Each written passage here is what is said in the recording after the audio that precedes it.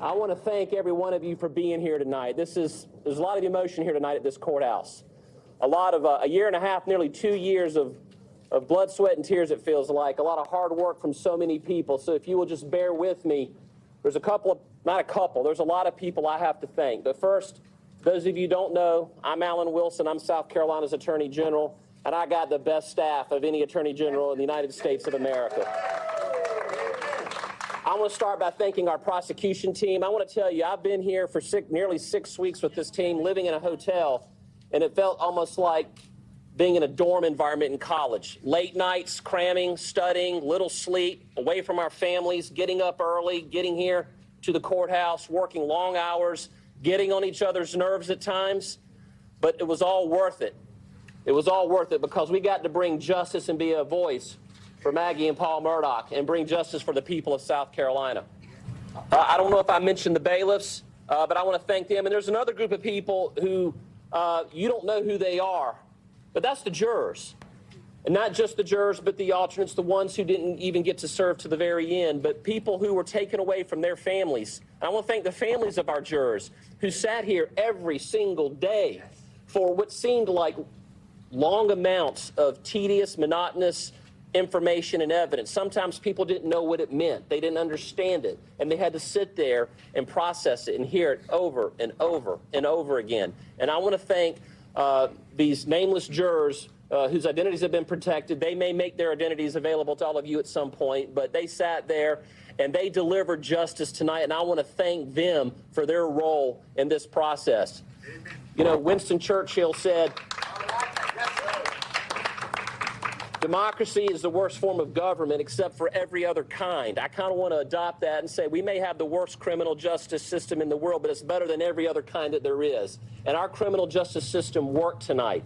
It gave a voice to Maggie and Paul Murdaugh, who were brutally mowed down and murdered on the night of June 7th, 2021 by someone that they loved and someone that they trusted.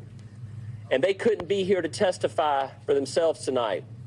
Their testimony came through the evidence and the information that was gathered by the men and women of the agencies I just mentioned. It came from the testimony of the agents and the investigators and the attorneys and the folks in our staff who were able to get it to the court record.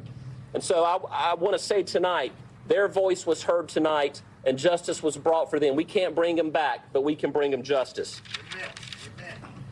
I started off my remarks by saying that it is a good day in South Carolina. Yes, it is. Yes, it is. Today's verdict proves that no one, no matter who you are in society, is above the law. Amen. Thank you. Thank you.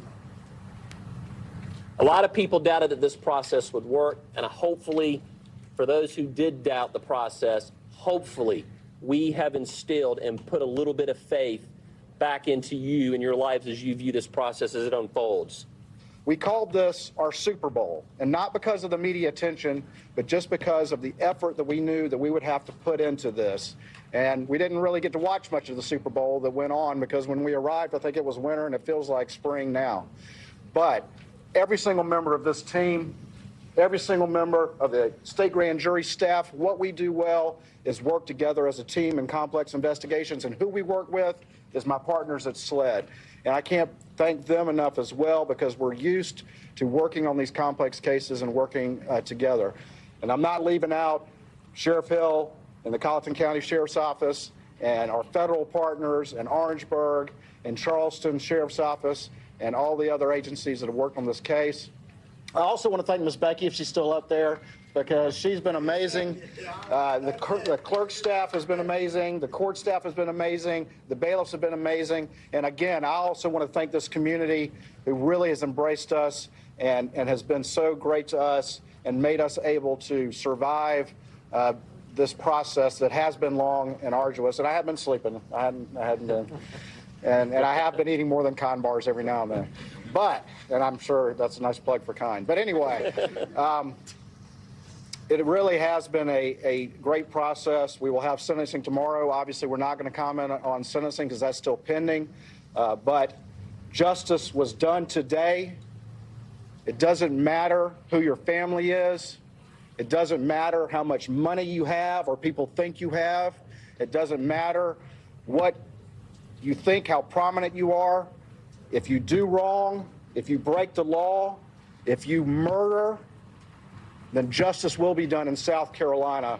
And I think South Carolina has shown to the nation and the world how a process can work and work well. Thank y'all. Thanks for watching our YouTube channel. Follow today's top stories and breaking news by downloading the NBC News app.